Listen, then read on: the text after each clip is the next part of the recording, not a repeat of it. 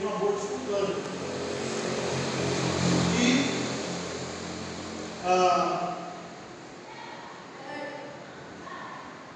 é muito emocionante para mim escutar isso. Todas as vezes que eu vou contar, eu lembro do dia da minha consagração, lá na terceira andar da Guarda da Vida. Porque eu estava duvidando de Deus, que Ele estava me chamando.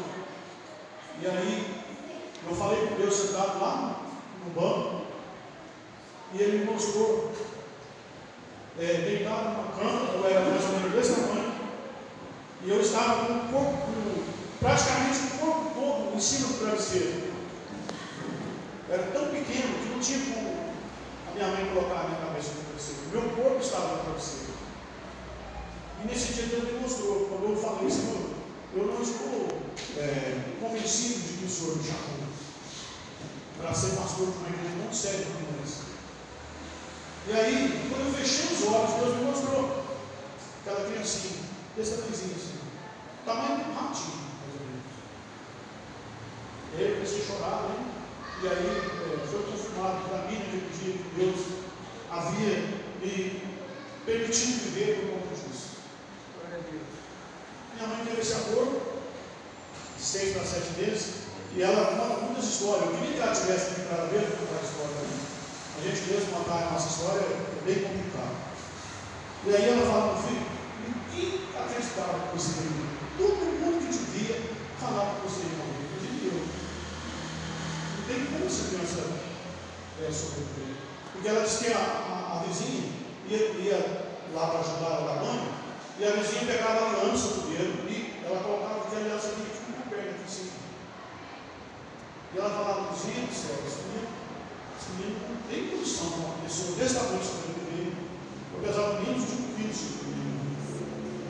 E aí ela fala que muitas vezes ela achou que eu estivesse morto, esperava meu pai chegar. Naquele tempo, quando registrava essa criança, os pais mesmo enterravam, né? Fazia um buraquinho na maior, põe uma caixinha de sapato, põe um buraco só e tudo lá. Não tem registro mesmo. Aí diz ela, tipo assim, quando eu ia lá na cama, olhar, aí ela já contou essa história várias vezes. Eu não vi, para mim você estava morto, você estava bem frio, as frontes bem roxinhas, a cabeça já era grandinha, diz ela. Aí ela disse que falava assim, como esperava a mãe chegar na noite para a gente mais tarde para a gente enterrar isso aqui. E aí meu pai chegou, 2 ou 3 vezes, né? Meu pai chegou e falou assim, não, mas a gente tem que saber se está morto ou não, para a gente ficar, porque a gente não pode enterrar uma criança viva. Ela falou, não, mas ele não está respirando. E ela olhava assim na minha barriga e ela via que eu não estava respirando. Mas ela não vai ter ideia de pegar o fio de cabelo dela, colocar na frente do meu nariz assim, aí o fio de cabelo mexia. Então, não pode enterrar, não, porque ele não está morto. E aí, fui vivendo. E ela fala que eu fiz sempre tão pequeno, que eu, ao passar por debaixo de uma cerca, você caiu e eu fui embora com as mãos, e andei uma distância boa, para depois eu perceber que você não estava lá. Aí ela se voltou um pouco para trás, né? Aí já estava bem quietinho lá. Ela falou, você não chorava, você não tinha força para chorar. E aí, 1 ano depois, a minha irmã nasceu, minha irmã Vanderly, né? Mora em Uberaba hoje. E aí eu, muito doente, mas muito doente mesmo, e ela conversou com a minha avó, que era a mãe dela, né? E disse assim, a senhora podia cuidar disso aqui para mim. Estava 1 ano. Aí a minha avó ficou na casa dela. Eu fui prevalecendo, como diz o Gerardinho, fui prevalecendo, pegando força. Minha avó era muito dedicada, minha avó cuidou muito bem de mim. Ela cuidou de mim até os 12 anos de idade. E o nome dela era Carmen, ela devia ter mais ou menos 1,5 metro de altura, só andava descalço. E ela foi a primeira pessoa, como eu já falei para os irmãos, que fez o meu primeiro contato com Deus.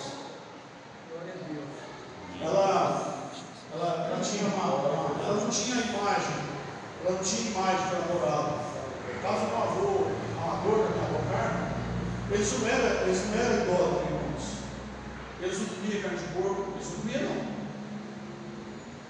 E os quadros que ela tinha na parede eram quadros ilustrativos, quadros bíblicos. Então tinha os dois caminhos, e eu ficava olhando aquilo e ficava perturbado. Os dois caminhos, a arca de Noé, a mesa posta, tinha o purgatório, tinha vários mártires da história, que morreram no primeiro século da igreja cristã. E ela falava, esse aqui é o mártir fulano de tal, esse aqui é o mártir fulano de tal. E ela me pôs em contato com Deus. Eu muitas vezes deitava na cama, com uns 4, 5 anos, 6 anos de idade, eu chamava o filho do mundo. E eu muitas vezes falava para Deus, meu Deus, o que eu vou ter que fazer para eu não queimar nesse fogo? Eu tinha muito medo do fogo, né? Ela tinha um quadro do filho do mundo, ela me explicava tudo aquilo ali. Mas o que me dava mais medo era o da arca de Noé, porque tinha muita gente morrendo afogada, e o do purgatório, das almas ali queimando no purgatório. E eram quadros grandes, né? E aí ela me falava, foi me orientando nesse sentido, né? E aí, ela morreu, eu tinha quase 12 anos, fui morar com meu pai, aí minha vida mudou muito, meu pai não era brincadeira. Meu pai batia para ele rir. Se alguém fizesse alguma coisa, nós éramos 5, 6, apanhava todo mundo junto. Então, a gente apanhava quase todo dia, cada dia eu fazia uma coisa. E eu comecei a estranhar aquele ambiente, né? Eu não apanhava, eu estou apanhando. Né? Bom, irmãos. E quando a minha avó morreu, minha avó Carmen morreu, eu fui me aderir muito à minha avó Adão, que é a avó do Kleber, ela virou o Kleber também. Né? E a minha avó Adão fez uma coisa que até hoje eu fico pensando. Ela não era cristã, mas a minha avó foi que me levou aos primeiros cultos evangélicos. Em 78, quando chegou, a igreja adventista chegou do Paraná, tinha uma fazenda, que era vizinha na nossa lá, era cheio deles. E eles faziam tudo. E a minha avó falava assim: olha, hoje à noite vocês vão no culto, você vai comigo. Eu estava aí em 78, eu já estava com 14 para 15 anos, eu sou de 63, e eu ia no culto com ela, né? Assisti os cultos. O primeiro hino que eu ouvi cantar era o Mar da Galileia, por isso que eu não esqueço desse hino. E quando eu escutei esse hino cantar por o irmão Nelson e a esposa, eu assisti pela primeira vez um filme sobre Jesus.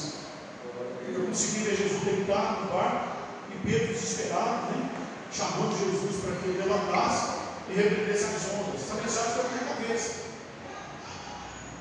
E a minha avó me levou em vários cultos, até que ela parou de me levar aos cultos, nós começamos a ir nos cultos sozinhos. Bom, mas eu assim, depois de participar de muitos cultos, quando fazia um apelo, eu afastava. Eu não atendi o primeiro apelo, o segundo apelo, o terceiro. Eu não consegui, meu coração não amoleceu, como diz o outro, para ir lá e levantar minhas mãos. Havia um desejo, mas eu resisti a esse desejo. Bom, veio a doença do meu pai, isso aí passou uns 4, 5 anos, uns 4 anos. Veio a doença do meu pai, doença terrível do meu pai, coração grande. E meu pai foi curado. Assim que meu pai foi curado, ele veio para a igreja. Ele e a minha mãe. Mas nós não vínhamos para a igreja. E aí o que meu pai fazia? Trabalhava a semana toda, na sexta-feira, ele dava tarefa para o pessoal, que ele era encarregado de fazenda, e falava para mim: olha, você vai para você supervisionar lá o pessoal que vai trabalhar. E aí eu ia. Quando foi um dia, terminamos lá o serviço, eu e o Davi, que era a gente era muito amigos, somos muito amigos até hoje. O pessoal veio embora, nós sentamos ali e falamos: vamos descansar um pouco aqui. A gente tinha uma lagoa de café que ficava no alto. De lá a gente via tanto a colônia de baixo quanto a colônia de cima. Estava nesse carro. Lá a gente via as meninas transitar pela cidade. As meninas, todo mundo. passava ali. Era um movimento grande. E aí eu vi que chegou duas pobres na minha casa, uma branca e uma azul. E elas entraram no terreiro da minha casa, e o pastor Davi falou assim: rapaz, você tem visita lá hoje, ó. Eu falei: rapaz, nós já temos nosso compromisso, como que eu vou fazer? Como que eu vou fazer? Para mim chegar na minha casa agora, tinha muita gente, tinha mais de 20 pessoas, devia ter umas 30 pessoas, que as pobres, sabe, eu tinha carregado logo, mas tinha 15, 16. Aí, para ir no fundão, nosso Deus. Estava lá a mãe da Fabiana, uma flor, da Fabiana, com Afonso. Aí o que eu fiz? Eu vim pela beira a gente tinha um prédio lá debaixo da nossa casa, eu vim, entrei por debaixo da casa e ninguém me vê. Eu pensei que a minha irmã quer uma roupa para mim. Eu vou tomar um banho aqui bem rapidinho e vou me mandar. Lá no terreiro da sala estava um movimento de gente. E eu tomei banho, troquei de roupa e saí de novo. Só que eu não podia sair do prédio, porque eu estava tomando banho de roupa limpa, né? E aí eu saí de trás da casa, peguei meu violão, saí de trás da casa, e quando eu cheguei na estrada, a Roseli me viu. Eu tinha estudado com ela, né? Da quarta série, e ela tentou. Onde você vai, menino? Por onde você chegou? Eu cheguei por aqui, você não tinha chegado por aqui, chegado por lá. Eu falei: não, eu preciso sair porque eu tenho compromisso, né? Eu preciso sair agora. Ela falou: não, mas que coisa feia, que falta de educação. Teu pai não está aqui, tua mãe não está aqui. Você é o filho mais velho da casa, sai, nem fala com a gente, vai saindo assim. Pelo amor de Deus. Me deu uma bronca, sabe? Aí falou para mim assim: ó, você pode ir com uma condição. Você vai tocar o hino e cantar.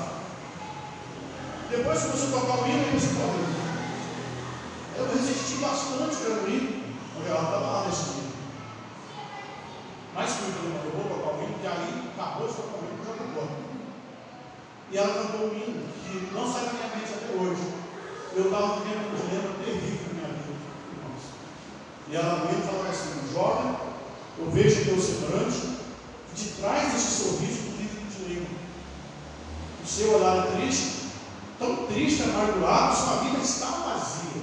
E você já tem chorado. E era exatamente aquilo que eu estava vivendo. Eu estava com uma doença espiritual que não me deixava comer. Eu tinha uma fome muito grande. Quando eu comia as 3 garfadas de comida, minha fome acabava. Eu pesava 62 quilos, voltei a pesar 48 quilos. Agora eu vi a aliança do casamento. Aí, bom, eu já comecei a sentir que Deus estava falando comigo, né? Deus estava falando muito forte comigo. Então a gente sente isso uma vez. Comigo estava, na verdade, falando sobre comigo. E aí eu fiquei, sentei na cadeira, toquei mais um outro hino, que é Vem com Josué, o lado de Jericó. E aí eu consegui correr na cadeira. Eu vi quando ela foi lá e falou com o pastor, falecido Joaquim Gomes. E ela falou: vamos começar o culto. Meu pai tinha chegado aqui, o Antônio chegou. Eu falei: então vamos começar o culto. E aí começou o culto, irmão. Sabe qual que era a mensagem? Está lá em Ezequiel 3, a partir do verso 16. Ele falava sobre o atalaia que prega a palavra. Se o ouvinte converter, a pessoa é salva. E Deus não ia requerer o sangue daquela alma da mão do pregador. Mas se você não pregar, eu requererei que ele não se converter, você requererei o sangue da tua alma. A mensagem foi entrando no meu coração. E ele dava as pinceladas sobre Jesus. A palavra foi entrando no meu coração, entrando. E eu naquele dilema que eu estava, naquela vida infernal que eu estava vivendo, eu comecei a pensar nesse dia, né? Comecei a pensar o seguinte: falei, bom, eu vou ter que deixar de fazer muita coisa, eu tenho que parar de fazer muita coisa que eu faço. E antigamente na igreja não era igual hoje, não. Você não podia nem brincar de bola, você não podia fazer nada. A coisa que eu mais amava na minha vida era jogar bola. Você não podia. Se você desse um chute na bola, você era disciplinado. E aí eu tinha que estar ali. É verdade, não convido, né? Uma vez a gente viu um menino ser tirado dentro do campo, ele era namorado de uma menina da igreja. Os pastores foram lá e tirou de dentro do campo. ora com a gente. Aí eu falei, isso aí não tem pena, né? Irmãos, e aí, a palavra foi sendo falada, e eu, no finalzinho, ele fez um apelo. O apelo foi muito bem feito. E eu falei, bom, hoje eu não tenho saída, hoje eu preciso fazer isso. Só que eu estava sentei na cadeira com a cadeira virada, nas costas da cadeira aqui, eu estava debruçado. Depois eu segurei com uma mão atrás, no pé da cadeira, e eu pelejava para tirar a minha mão, e a minha mão não saía. Minha mão não saía de jeito nenhum. Eu puxava e a mão não saía. Eu queria levantar a mão. E aí eu falei com Deus. Falei assim, meu Deus, hoje é o dia que eu escolhi para mim, receber Jesus na vida. E se eu não tiver jeito de fazer isso hoje, eu nunca mais vou fazer isso. Porque a gente não sabe orar, né? Você não conhece a Deus, nem misericórdia de Deus. Na hora que eu terminei, nem falei, eu só pensei. Eu puxei minha mão e ela saiu. Aí eu levantei minha mão. E aí eu vi, irmãos, pessoas com quem eu tinha cuidado, e alguns eu tinha batido, inclusive. Eu sim, eu tinha batido no chão, eu dei o violão no chão, eu pedi o violão para tocar, e ele pediu o violão, eu podia, né? Aí chutei ele, joguei no chão, toquei o violão dele. O irmão Geraldo, o irmão Celinho, tinha medo de nós, principalmente de mim, quando estava armado. E nesse dia eu vi muita gente chorando vir me abraçar. E eu nunca tinha sentido aquele aconchego, aquele amor tão grande de pessoas que eu tinha maltratado e ela estava ali me abraçando. E eu comecei a sentir, irmãos, que foi desmanchando, né? Sabe quando você tem uma cera, uma casca grossa, e o calor do fogo vai desmanchando aquilo, e aquilo vai caindo, né? Eu fui me sentindo liberado, né? Liberto daquela situação. Eu comecei a chorar, só veio passou. E eu comecei a sentir isso que eu falei para os irmãos, que não tem nada que substitui a conversão de uma pessoa. A ressurreição é importante, a cura é importante, a libertação é importante, mas nada é mais importante do que a conversão de uma pessoa. Porque muda totalmente. Bom, aí vim para a igreja, vim para Jesus, e aí começou uma turma vindo atrás de mim. A pastor Davi veio outro dia, aqui para Varginha, aceitou comigo à noite, isso aí foi 16 de fevereiro, nossa conversão, 15, 16 de fevereiro de 83. E quando ele voltou na segunda-feira para lá, ele falou, eu sou crente também, sou da igreja adventista também. E aí, meus irmãos, eu me deparei com uma pessoa, eu estava pensando hoje que eu preciso tomar muito cuidado em falar isso, porque muitas pessoas devem estar assistindo e a gente não pode envolver famílias, né? No nosso procedimento. E deparei com uma pessoa que mexia com uma agenda. E um dia ela me chamou e ela falou para mim o seguinte: olha, eu preciso muito conversar com você, porque você precisa mudar a sua vida. Eu falei, mas eu já mudei a minha vida. Não, mas é isso que eu estou falando, você tem que mudar a sua vida. Porque Deus não te chamou para ser crente. Tem um chamado para você, e ela falou o chamado que era, né? Ela ia ser uma pessoa que ia ser desenvolvida no terreiro, sei lá, uma coisa mais parecida, e que eu não podia resistir esse chamado, senão a coisa ia ficar feia para mim, porque o diabo ameaça as pessoas. Enquanto Jesus chama por amor, né? O diabo ameaça que você aceite. E aí eu fiz um desafio com ela. Eu falei, olha, eu mudei a minha vida, e a minha vida melhorou muito depois que eu mudei. Eu tinha um problema sério de saúde, que eu não conseguia comer, agora eu estou alimentando. Então Deus está me abençoando agora, é muito mais forte do que aquele que estava comigo antes. E eu não vou voltar atrás da minha decisão. Ela falou, toma cuidado. E nisso, nós começamos a chover, uma chuva grossa. Sabe uma chuva, sabe que é a chuva de manga, que é a chuva grossa, e eu cuidava dessa do lado de fora da casa, porque eu não queria entrar para dentro da casa. E aí ela falou, a gente vai ter que entrar por causa da chuva. Eu falei, não, mas você falou que o teu sangue é forte. Então você não manda a chuva para lá. Falei para ela. Deus Santo é forte mesmo, manda arrancar. Ela falou: menino, você não sabe com que você está vivendo. Eu falei: a senhora não sabe o tamanho que é o Deus que eu estou servindo. Eu estava durante muito tempo. Tinha um espírito maligno que eu senti que ele saiu quando eu entreguei minha vida a Jesus. Porque não pode resistir o Espírito Santo. Bom, ela falou assim: você vai ter que ir na minha casa. Eu ia conversar com você aqui, mas agora você vai ter que ir na minha casa. A casa dela é no centro do Espírito. Você vai ter que ir na minha casa. Eu falei: eu vou, ela falou: vai. Ou você vai para o bem ou você vai para o mal. Tá bom. Sai daí e volta para minha casa. Aí ela mandou um bilhete. No bilhete que ela mandou, ela falava assim no bilhete, escreveu assim no bilhete: tem um mal sobre a sua vida, e esse mal vai te, essa rebeldia sua vai te custar uma perna. Mas aí eu confesso que eu fui um bom direito. Apesar de tudo, falou: vai te custar uma perna.